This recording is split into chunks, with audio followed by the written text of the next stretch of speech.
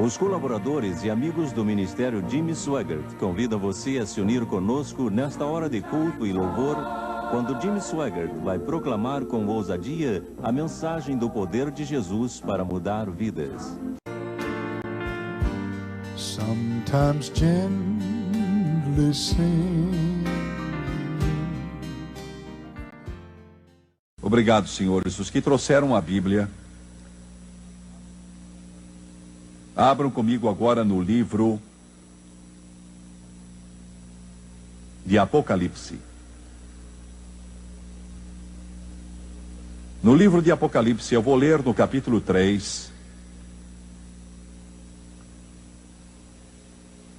versículo 12. Jesus está falando a João, na ilha de Patmos. João tem quase 100 anos de idade. Os outros já partiram. A voz do seu irmão Tiago foi silenciada já há muito tempo. Mateus, o coletor de impostos, se foi. O grande pescador se foi. Natanael e Tomé também se foram e somente ele ficou. E então Jesus lhe diz isto: a quem vencer, eu o farei coluna no templo do meu Deus. Lembre-se disso: eu o farei coluna no templo do meu Deus e dele nunca sairá. E escreverei sobre ele o nome do meu Deus e o nome da cidade do meu Deus, a nova Jerusalém, que desce do céu do meu Deus, e também o meu novo nome. Eu vou trazer a mensagem e depois orar pelas pessoas que estão querendo receber o batismo no Espírito Santo após a mensagem. Vou falar sobre colunas do templo de Deus. Quando Jesus fez esta declaração, eu o farei, não quis dizer que iria forçar ou coagir. Ele nunca usa força, ele nunca coage ninguém. Você vive para ele se quiser, se você não quiser, não precisa. Você tem de sofrer as consequências, é certo. Mas quando ele usou esta palavra fazer, eu farei coluna do templo do meu Deus,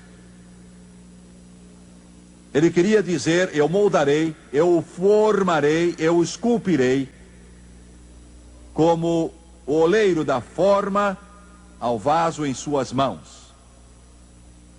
Eu farei, eu moldarei, eu esculpirei uma coluna no templo do meu Deus. Queiram curvar a cabeça agora. Pai Celestial,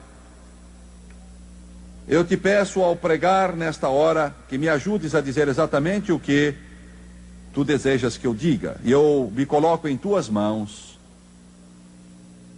Nós precisamos de crescer e de crescer. E Jesus precisa crescer, crescer e crescer. Por isso, Senhor, peço a tua ajuda e peço tudo no poderoso nome de Jesus. E eu te darei louvor e glória. E todos disseram amém e amém. Quanto mais eu estudo a Bíblia, mais eu me convenço que não há palavras, expressões ou frases nela por mero acaso. Cada coisa neste livro tem um significado. Eu vejo isso mais e mais com o tempo. Quando Jesus disse as palavras, e eu o farei coluna no templo do meu Deus, ele tinha em mente mais do que uma figura de linguagem. De fato, esta é a única vez, com exceção de uma referência feita pelo apóstolo Paulo, que a palavra coluna é usada. Quando ele disse isso, estava se referindo a algo que eu espero poder tornar claro a vocês hoje. Mostrar o que ele estava falando, aquilo que ele quer. que você venha a tornar-se. Aqui na América existem adesivos que eu vejo às vezes nos para-choques dos carros que dizem: não somos perfeitos, só perdoados. E paciência, Deus não completou sua obra ainda. E isso, basicamente, em termos atuais, resume o que eu estou dizendo. Ele diz: eu o farei, eu o moldarei e modificarei, eu irei talhá-lo, segundo a imagem do Filho de Deus, Jesus Cristo. Ele está transformando você hoje, de acordo com o poder do Espírito Santo em sua vida. Pois bem, quando Davi se tornou rei de Israel, o país era um pouco mais do que um conjunto de tribos fragmentadas, que tinha tentado unificar-se no reinado de Saul, mas sem resultado. E quando o jovem pastor foi ungido para ser rei de Israel por Samuel, o profeta, esse acontecimento teve extraordinárias consequências mesmo em nossa vida hoje. Davi era chamado o doce salmista, o suave cantor de Israel. Existe um termo que os judeus usam, que nós não entendemos nem usamos muito em nosso falar. Ele era chamado o querido de Israel, Davi. A Bíblia diz que depois de solidificar seu reino, ele partiu para o Nordeste para consolidar o que Deus queria que ele consolidasse em Israel. Conforme as promessas de Deus, é muito maior do que você vê naquele pequeno país hoje. Eu já ouvi o presidente Reagan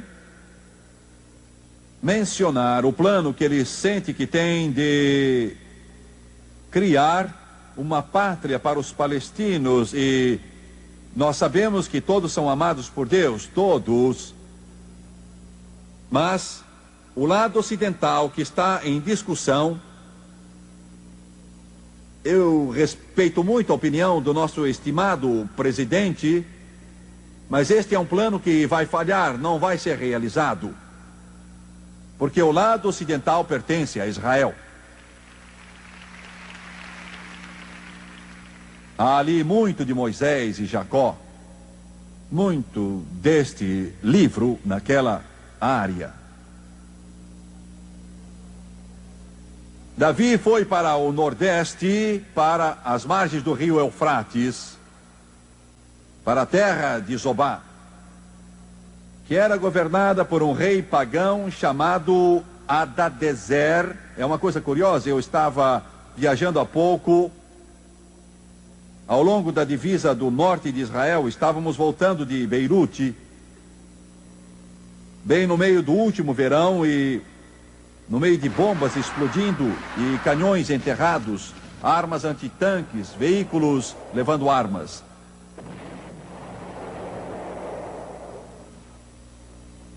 E eles estavam mencionando nomes, e um dos homens que se tinha salientado muito naquela parte do mundo, ele tinha o mesmo nome que eu mencionei há pouco, Hadadezer.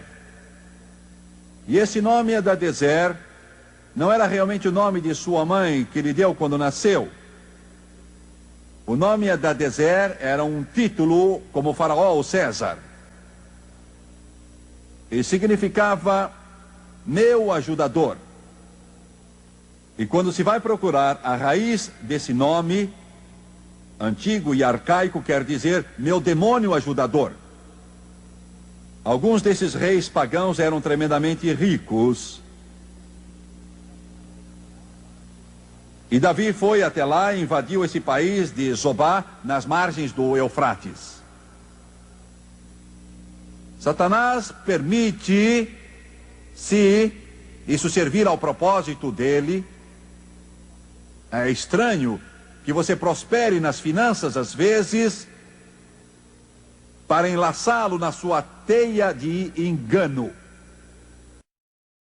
e fazer você sentir que este é o caminho, para prendê-lo com seus tentáculos, quero dizer uma coisa e peço que me ouçam. Indivíduos que nunca ouviram o Evangelho de Jesus Cristo estão noutra categoria. Não quer dizer que vão ser salvos, não me entendam mal. Mas se eles nunca ouviram o Evangelho de Jesus Cristo, estão numa categoria diferente do que os que já ouviram. Muitos de vocês que me veem pela televisão, e sabemos, pelas pesquisas feitas, que temos a maior audiência nesse país e no mundo. Muitos eu sei porque recebo cartas, e para cada carta que recebemos há 1000 que nunca escrevem, mas estão na mesma categoria. Você ouviu o Evangelho, sentado confortavelmente na sala ou no quarto ou em outro lugar. Você já ouviu a pregação. Você talvez ligou no princípio para zombar ou por curiosidade ou até mesmo para rir. Mas você não zombou muito tempo, ao menos se tem algum juízo deste Evangelho. Porque ele é o poder de Deus para a salvação. Talvez você ainda vá aos mesmos lugares, você talvez ainda use a mesma linguagem, talvez você ainda faça as mesmas coisas. Sua vida talvez continue naquele mesmo padrão de iniquidade, de imoralidade, de pecado. Mas saiba que você nunca mais vai ser a mesma pessoa. Você ouviu o Evangelho? Eu quero insistir nisso, porque daqui para frente a bebida não vai ser mais tão gostosa para você. Daqui por diante as atrações carnais não terão mais o mesmo encanto para você. Daqui para diante as drogas não terão mais o mesmo efeito e o sexo ilícito a mesma atração. Mas você é algo diferente porque ouviu o Evangelho da eternidade, o Evangelho da Palavra de Deus, e você quer ou não, está marcado para o tempo e para a eternidade. Este é o fato, amigo. Aleluia. Glória. Glória. É engraçado, eu recebo muitas cartas de pessoas que dizem: Jimmy Swaggart, eu odiava. Eu realmente o desprezava, não podia aguentar você. Eu olhava para você na televisão e então eu erguia os meus punhos. Porque havia uma época em que minha esposa e eu saíamos para as casas de diversões e clubes noturnos e nos entregávamos à bebida e dançávamos e nós nos divertíamos. Mas você estragou tudo. E tudo isso acabou mesmo. Algo aconteceu comigo. Glória, aleluia, glória a Deus. O que é que eu estou dizendo? Eu estou dizendo que este Evangelho de Jesus Cristo tem o poder de penetrar no mais íntimo dos homens, e ele pode mudar o maior beberrão, ele pode mudar o maior jogador, ele pode mudar o maior dos viciados, pode mudar o maior pecador, pode mudar o homem mais rico, pode mudar o indivíduo, não importa quem quer que seja, e se ele aceitar a Jesus, ele muda você para melhor. Aleluia. Glória a Deus.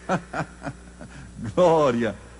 Sabemos, numa reunião, eu fiz o apelo numa certa noite e vi um senhor chegar à frente. Ele tinha atravessado tempos difíceis. Eu sabia disso. Muita gente veio naquela noite. Estávamos em um grande auditório em Ohio. Eu sabia as durezas que ele tinha tido. Olhando para ele, podia-se ver. Ele era da pesada. Depois do culto, fiquei sabendo que ele tinha sido da máfia. Soube que tinha sido um assassino. Soube que ele fora parte da indústria do crime. Soube que fora um pistoleiro. Soube que era um desses que não hesitava em puxar o gatilho, com quem não se brinca. Mas no meio de todo esse crime, ódio e poderes demoníacos, ele se cansou de tudo isso e naquela noite se entregou a Jesus. Eu nunca mais ouvi dele. E eu mencionei isso na televisão uns 4 ou 5 anos depois. Faz alguns meses que eu mencionei. E recebi uma carta dele. Ele dizia: Jimmy Swaggart, eu vi o seu programa. E sabe, procuraram me matar quando eu virei as costas ao mundo e aceitei a Jesus. E eu ajudei a matar outras pessoas, agora queriam me matar. Mas a misericórdia de Deus me poupou e eu vivo e cheio do Espírito Santo agora e vivo para Jesus. Oh, glória! Aleluia! Aleluia! Sentado à minha mesa, eu chorei e clamei a Deus e disse: Satanás, você vê isso? Valeu a pena? Este evangelho muda a vida dos homens. E eu não estou aqui para ganhar um concurso.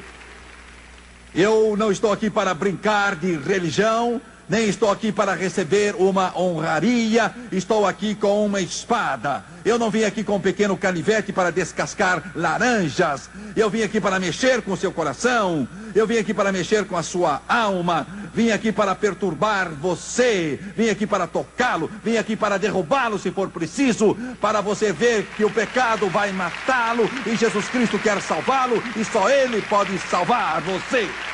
Glória. Aleluia. E Ele o fará. Ele o fará. Gente, vocês não sabem, nos Estados Unidos existem pastores que no domingo à noite apresentam filmes seculares na igreja. Porque eles não esquecem todos esses astros de Hollywood que estão usando para atrair o povo. E porque eles não se enchem do Espírito Santo e abrem a sua Bíblia e começam a pregar a palavra do Todo-Poderoso. Ela ainda liberta o cativo, ergue os homens do lamaçal e firma seus pés sobre a rocha. Ela torna o bêbado sóbrio e a prostituta pura. O Evangelho, o Evangelho, o Evangelho. Aleluia. Davi invadiu a terra de Zobá, dominada por Hadadezer. Hadadezer, aquele rei pagão, auxiliado por espíritos demoníacos. Houve um dia em que o nosso Davi celestial invadiu sua terra de Zobá. Entrou em seu lar, seu coração e sua vida. Lembro-me quando entrou na nossa. Raramente se passa um dia na minha vida em que eu não agradeça a Deus. Eu tremo quando penso como eu teria acabado. Minha mãe e meu pai, como mencionei brevemente há dias, não sabiam nada de Deus. Quando eu nasci, meu pai nunca tinha entrado em uma igreja qualquer. Quando eu nasci, minha mãe só tinha entrado numa igreja uma única vez para um enterro. A família somente conhecia uma vida de pecado. Era o que conhecia. Meu pai era músico e sabia tocar violino. E como sabia, minha mãe cantava com grande entusiasmo. E eu nasci nisso. Meu pai nunca tinha visto uma Bíblia até chegar aos 25 anos de idade. Nunca tinha visto uma. Aleluia. Pecador, mau, sem Deus, sem esperança. Eu mencionei algumas noites como os homens do serviço secreto apontaram as armas para o meu avô e o pai de Mick Gilley e o pai de Jerry Lee Lewis e meu tio, em cujo lar eu nasci. No próximo dia 15 de março faz 48 anos. Apontaram as armas para papai. E mamãe estava grávida de mim de 8 meses e meio. Dias antes de eu nascer. O meu pai tinha somente 19 anos de idade, um garoto ali de pé, tremendo. Meus tios foram presos. Meu avô também foi preso. E aquele oficial de justiça, que era um homem da lei, olhou para a mamãe e virou-se para o meu pai e disse: eu não quero levá-lo preso, não. Sua mulher vai dar à luz logo.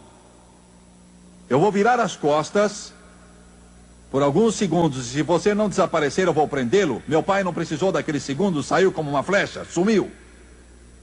Sumiu. Assim foi nesse tipo de mundo que eu vim a nascer.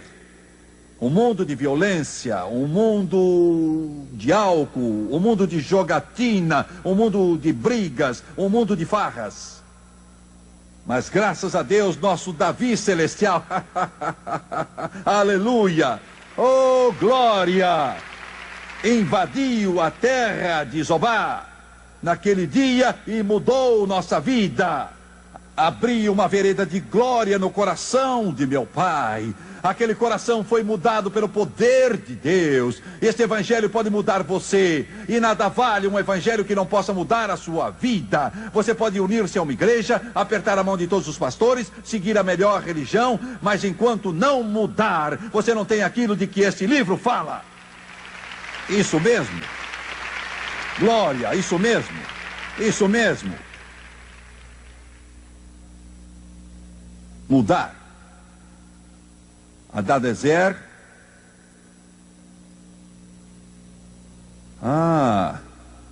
Davi, quando venceu aquele rei, às margens do rio Eufrates, há 3.000 anos atrás, era um tipo daquilo que somos hoje. Ele encheu seus carros com ouro e prata, e a Escritura expressamente declara, com carros cheios de cobre. E isso tem um significado sobre o qual vou falar. Encheu-os com cobre, toneladas de cobre, e trouxe para Jerusalém, e pôs em depósitos. Acha-se em 1 Crônicas 18, versículos 3 a 8, e também em 1 Reis 7, 13 e assim por diante. Davi, no leito de morte, chamou seu filho Salomão e disse: não pude construir o templo, com mãos manchadas de sangue. Mas vou entregar a você os planos de construção que Deus me deu. Deus foi o arquiteto do templo. Você o levantará. E Deus, como teve um plano para o templo, tem um plano para a sua vida. Fique sabendo disso. Cada um de vocês aqui, cada pessoa que está nesse lugar, Deus tem um plano para você, para a sua vida. É assim que Deus opera, seja você quem for. Sua mãe pode ter sido uma prostituta, seu pai pode ter sido um bêbado.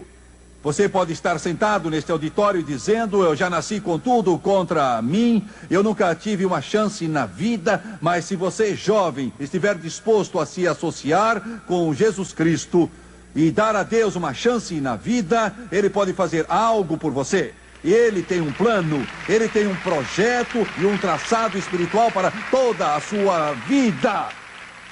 Aleluia.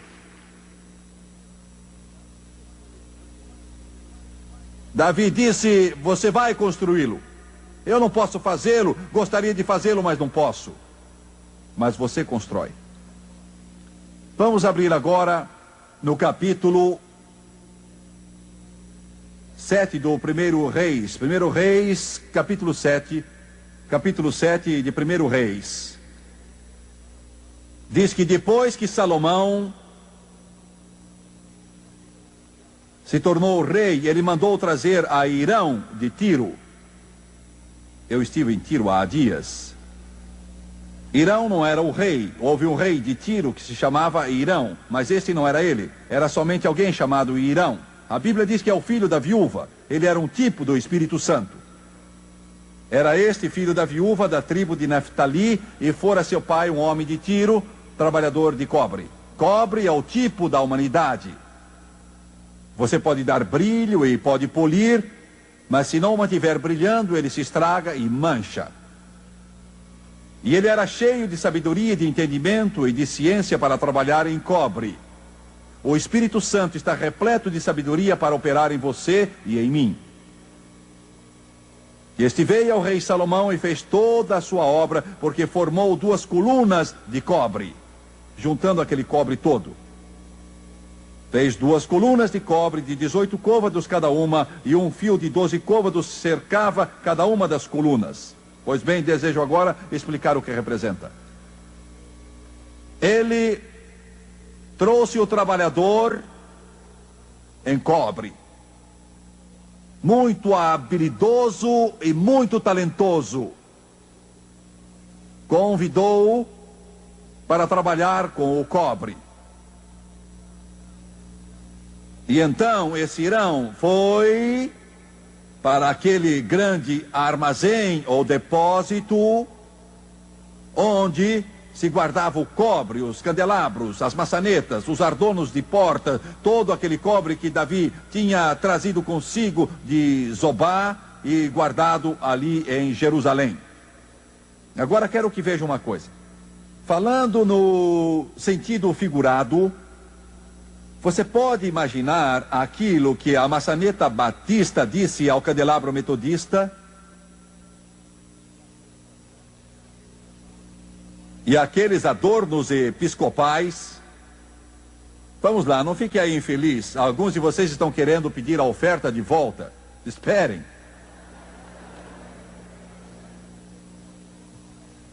O que é que eles vão fazer de nós agora? Somos salvos? Estamos em Jerusalém, espiritualmente falando? O que é que estão fazendo conosco agora? Sou uma maçaneta batista?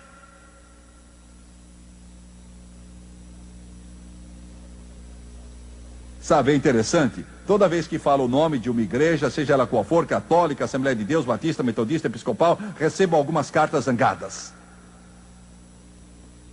É como se eu dissesse o nome de... Bem, eu amo vocês e não me importo, eu amo vocês. Glória. Alguns de vocês respiraram aliviados.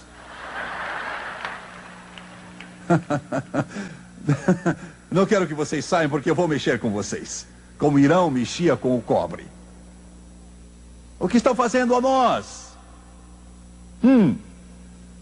Eu sou um candelabro de cobre há muito tempo.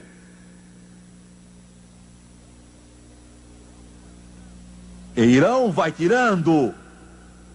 Vai tirando. A Bíblia diz que ele fez uma vala profunda. Fez uma vala.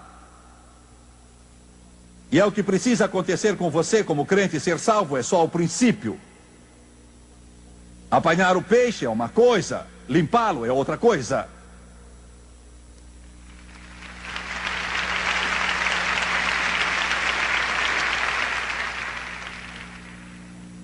Deus tem muito a fazer em nós. Sabe por que Deus nos salva? Você sabe mesmo por que Ele nos salva? Alguns dirão que Ele nos salva para nos livrar do inferno, que nos salva para ir para o céu, nos salva para sermos pessoas melhores, etc, etc. Tudo isso é verdade, mas essa não é a razão por que Ele nos salva.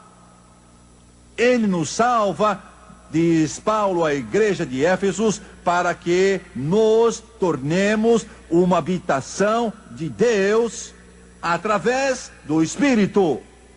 Vocês ouviram bem? Ele salva você para poder viver dentro de você. E pouco a pouco você se liberta da carnalidade, da velha carne, do mundanismo, dos prazeres deste mundo. E pouco a pouco você passa a ser mais e mais como Jesus Cristo, espiritualmente falando. E você não pode fazer isso a não ser por meio do Espírito Santo. E da habitação de Deus pelo Espírito. Aqui na América do Norte existem igrejas que precisam de um intervalo de 15 minutos entre a escola dominical e o culto. Para aqueles que ajudam a manter a indústria do fumo em funcionamento.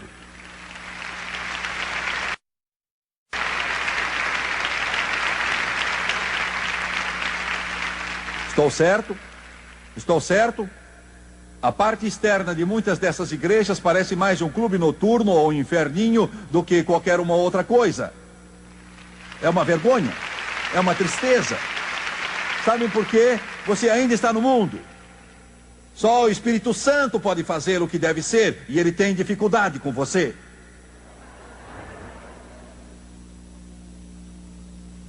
Alguns crentes são como o menininho que tinha um cachorro vira-lata que era muito feio e sarnento. Um senhor esperava o ônibus e ele viu o menino e disse: filho, é seu cachorro? É. Você gosta dele? Gosto. Que raça de cachorro é? É um policial? Bem, ele disse: filho, esse cachorro sarnento não parece um cão policial para mim? Tem certeza que é policial? Ele é policial do serviço secreto.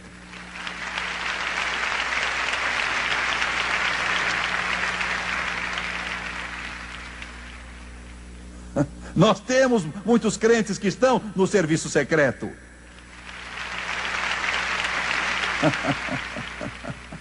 Ninguém diz quando olha para eles e convive com eles que eles são crentes. Ah, se eu pudesse convencê-los, crentes, de que viver para Deus é mais do que ler a Bíblia e ir à igreja no domingo de manhã e jogar uma oferta na hora da coleta e ter o seu nome no hall de membros e dizer, eu sou crente. Viver para Deus é glória e graça em Jesus Cristo e tornar-se mais e mais como Jesus é. E ter a mente voltada ao céu, mais e mais, até que o Espírito Santo viva em seu coração. Mas nós não cremos assim em nossa igreja.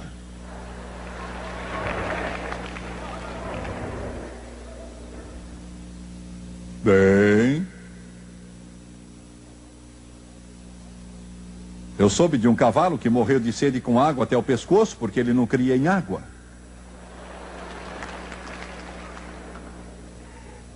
O Espírito Santo não é uma denominação.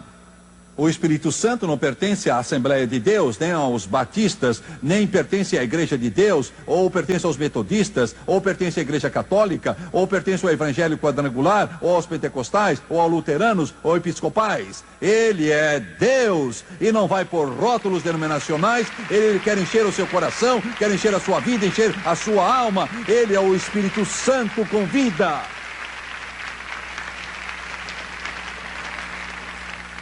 Você sabe por quê? Irão fez aquela vala e pôs nela aquelas maçanetas, candelabros, adornos e aparatos de cobre, todos juntos, e acendeu um fogo. A Escritura diz que ele usou foles. A moda antiga, não havia eletricidade, você tinha de bombar. E assim você esquentava o carvão e o fogo ficava mais quente, cada vez mais quente e quente. Você lembra quando João disse, ele vos batizará com o Espírito Santo e com fogo? Fogo, fogo. E de repente, aquela maçaneta começou a esquentar. E pouco a pouco, todos aqueles enfeites e todo aquele trabalho denominacional que levou tantos anos para ser feito, começa a derreter. De repente, todos aqueles candelabros tão bonitos e tão cheios de religião ficam cada vez mais quentes e começam a derreter. Estão me entendendo? Estão começando a entender o que estou falando? Isso perturba, não é? Perturba, meu telespectador. Você está sentado aí mexendo-se na cadeira. Até que afinal todo esse cobre fica derretido. Você sabe o que Deus quer que você faça? Sabe o que ele está tentando fazer? Ele está querendo que você perca essa velha identidade religiosa. Está querendo tirá-la de você. Isso perturba, não é? Você está nessa igreja a vida toda. Sua mãe foi de lá. Você está lá. Você está lá. Você está lá. E Deus quer que você não despreze a sua igreja. Não é isto. Não estou querendo que você mude de igreja para outra. Não é isso. Você entende o que eu estou falando? Alguns acham que eu estou querendo que vocês mudem de igrejas. Isso é o mesmo que mudar o rótulo do lado de fora do vidro. Não muda o que está dentro. Se o que está dentro é milho, continua sendo milho, mesmo que você ponha a figura de uma batata nele, é milho. Entende o que eu estou dizendo? Não estou querendo que saiam da Igreja Batista e entrem na Assembleia de Deus, mudem da Metodista para a Igreja de Deus, ou da Igreja de Deus para a Luterana. Eles já têm bastante problema sem você lá.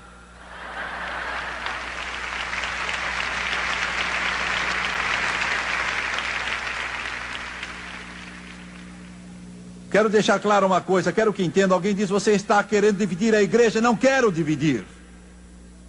Precisamos das igrejas que temos, mas do que nós precisamos mesmo é um avivamento entre os batistas, entre os metodistas, um avivamento na Assembleia de Deus e também entre os católicos, e um avivamento entre os presbiterianos, ao ponto que esqueçam seus laços denominacionais e verem só Jesus, Jesus, Jesus e Jesus.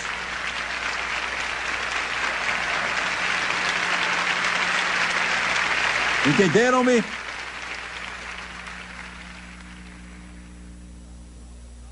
Indago, você é salvo?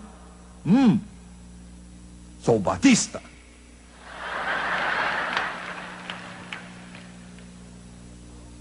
E você já é salvo? Sou presbiteriano. Cada um tem um jeito de falar. Você é salvo? Sou da Assembleia de Deus. Eles já não dizem Deus, dizem Deus. Entende? Entende? Igreja de Deus não ri, eu vou chegar até lá. Você é salvo? Se sou salvo, sou da Igreja de Deus. Não me importa o que você é. Deus não quer saber disto. Quando a trombeta do Todo-Poderoso soar e a mortalidade se tornar imortalidade e a corrupção se tornar incorrupção e você atravessar os portais de pérola, isso não vai ser porque você é batista, metodista ou católico ou da Igreja de Deus ou Assembleia de Deus, mas porque você foi lavado no sangue do Cordeiro e o seu nome foi escrito no livro da vida do Cordeiro.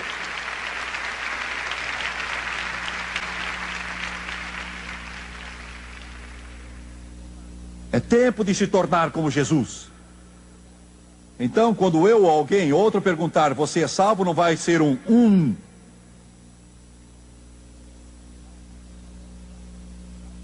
Porque aí saberá o que salvação é. É sobre isso que eu estou falando. O que é que você está tentando fazer conosco? Eu recebi a carta de um pastor outro dia, ele me descompôs quanto pôde e depois disse que me amava. Eu não fiz questão do que ele disse, ele até foi legal, eu gostei dele. Nós nos amávamos enquanto discordávamos.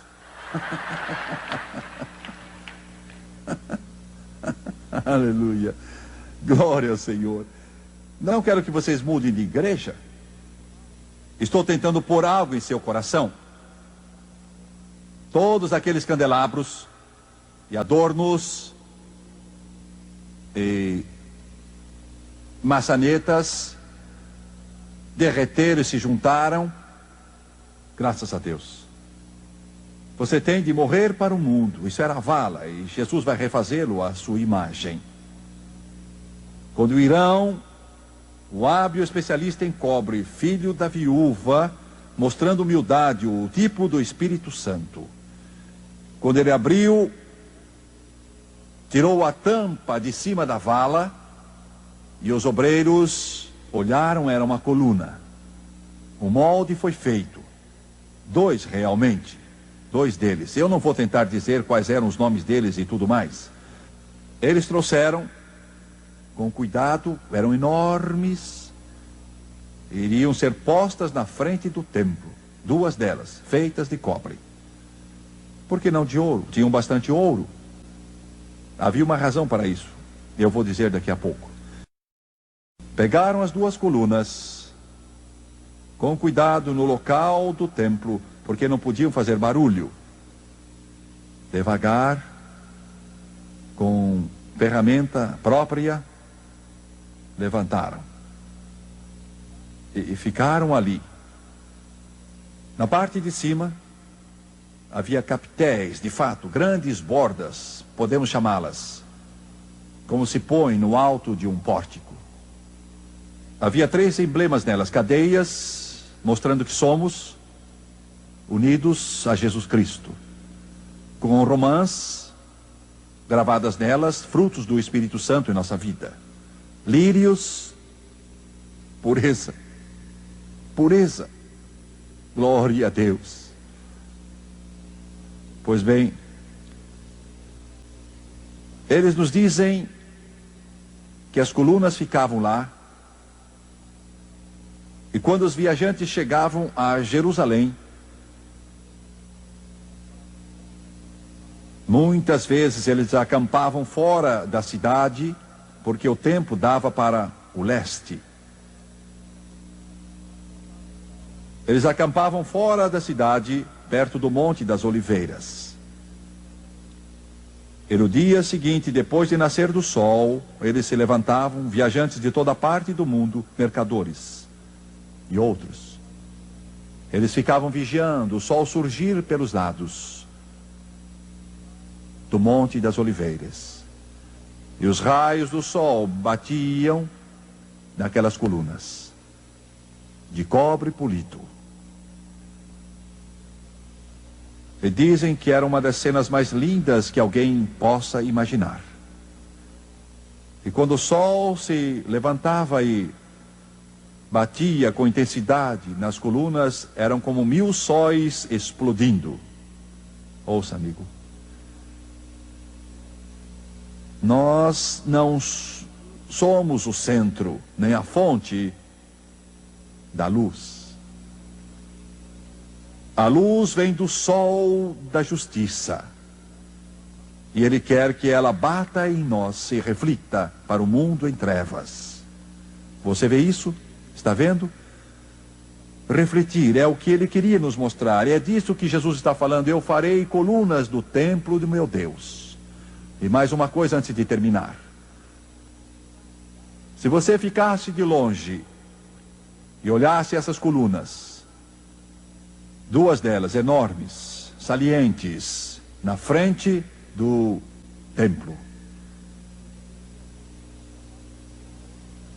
o que você iria ver era que a parte superior das colunas não chegava a tocar o seu pórtico. Havia uma abertura ali e as colunas costumam sustentar alguma coisa. Qualquer construtor ou engenheiro lhe dirá isso. Mas essas colunas não sustentavam nada. Irão não cometer um erro. As dimensões eram exatas. Porque Deus, Espírito Santo, traçou os planos. Isso queria dizer que não era preciso as colunas para sustentar o templo. Nós não somos necessários para manter o reino de Deus. Essas colunas estavam lá somente para uma coisa: ornamentação. Só para isso, ornamentação. Estamos aqui hoje não porque o céu precisa de nós. Jesus nos salvou porque Ele nos ama. E Ele nos coloca como joias. E a sua luz se reflete em nós e brilha para o mundo em trevas. Era disso que Jesus estava falando quando disse: aquele que vencer, eu o farei, moldarei, esculpirei, tornarei coluna no templo do meu Deus.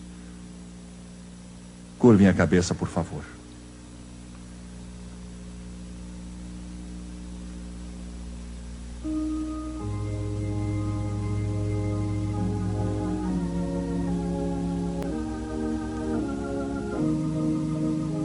Pai, em nome de Jesus, nós te amamos tanto.